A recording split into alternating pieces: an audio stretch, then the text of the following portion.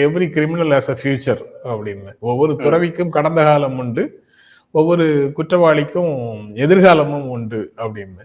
அதனால மனோ தங்கராஜ் ஒரு தவறு செய்து விட்டார் என்றால் அவரை பதவியிலிருந்து நீக்குங்கள். நீக்கியதற்கு பிறகு அவரை எந்த காலத்திலுமே நீங்க மீண்டும் பதவிக்கு கொண்டு வந்து விடக்கூடாது அப்படின்னு யாராவது நியாயம் பேசுவார்கள் என்றால் அவர்கள் கொஞ்சம் கூட அதை அரசியல் பற்றி பேசுவதற்கு தகுதியற்றவர்கள் அப்படின்னு தான் நான் முடிவுக்கு வருவேன்.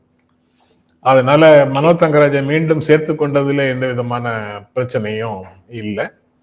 பொன்முடியும் செந்தில் பாலாஜியும் நீதிமன்றத்தினுடைய உணர்வுகளை புரிந்து கொண்டு, அது சரியா தப்பாங்கிற விவாதத்துக்குள்ள நாம போகல. நீதிமன்றத்தினுடைய உணர்வுகள் சரியா தப்பா அப்படிங்கிற விவாதத்துக்குள்ள நான் போகல இப்போ.